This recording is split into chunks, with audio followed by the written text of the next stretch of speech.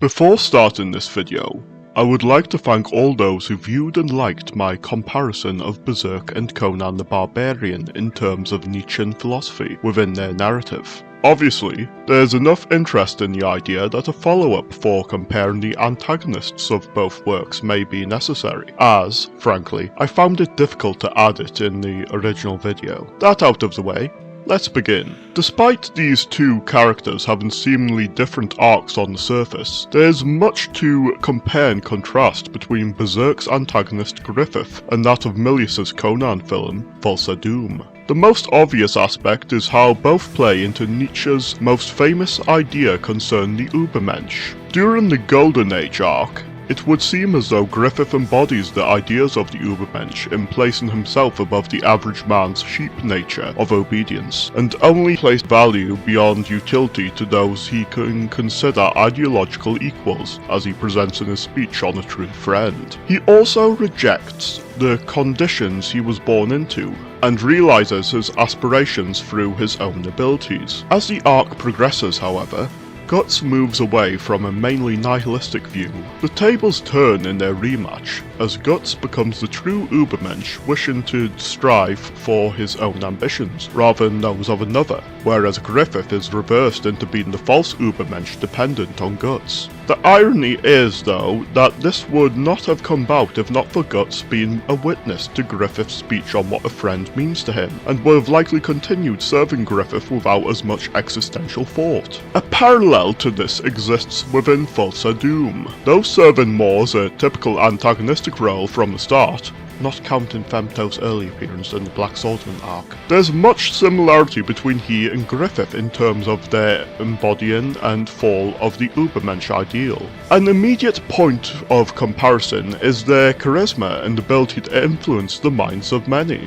Griffith's is through more grounded methods during the Golden Age, and then through the outward perception as a romanticized saviour after his rebirth, compared to Thulsa Doom's main tactic being to plainly mind control others. That isn't to say he's completely without grounded means to sway the people though, as his intelligence allows him to make astute observations on others, such as him noting Conan's role as a spiritual son to his ideals, as well as his answer to the riddle of steel, despite having not fully grasped it, being closer than the simplistic view Conan's father had on it. This segues into the comparison between he and Griffith, as it's through telling Conan his philosophy on the strength of flesh over steel that Conan is forced to re-evaluate his outlook, and he likely would not have gained the mental fortitude necessary to resist Doom in the climax, if not for this. I've already talked of how both Conan and Golden Age Guts have similar views in venerating their sword as their purpose in life in the early stages of their arcs. But it's here that we can see they both have similar moments of clarity in the antagonist, causing them to reconsider their purpose and strive for something greater that ends up being the undoing of the antagonist's goals. Obviously, with Griffith's role in Berserk's story still being ongoing, we cannot say for certain what will happen between he and Guts going forward, and the point of comparison for now being purely that of his Golden Age self's downfall before the eclipse. This does present how great comparing these two is though, as these similar ideas that have one focus of an internal death of ideology and the other focus on external death of the body.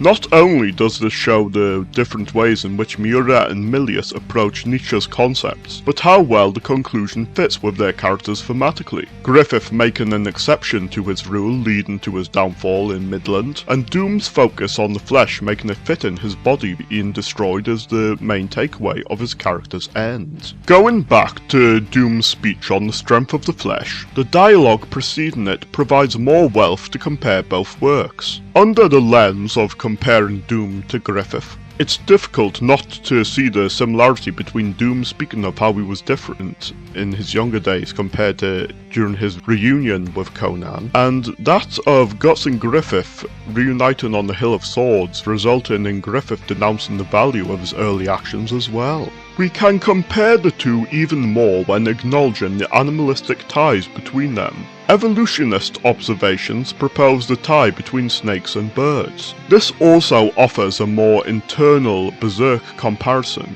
as Serpico's name is rooted within the Italian for snake, and knowing these points makes it difficult to avoid comparing Serpico and Griffith, when both have simple points of comparison such as their choice of weapon and deceptive capabilities. In some ways, Serpico can be seen as representing how some of Griffith's elements could be perceived if he dropped pretenses and let his snake attitude be laid bare to the public, particularly with what snakes symbolize in the West and Berserk's Europe-inspired setting. Using this as a preface for Doom's true nature as a giant snake, we can see how both Doom and Griffith hide their true nature in favour of a charming visage. It's truly quite surprising how similar aspects of these two main characters are when digging below the surface, to the point I'd be more surprised if a notable consumer of Western fantasy and sci-fi such as Miura wasn't inspired at all by Melissa's Conan the Barbarian.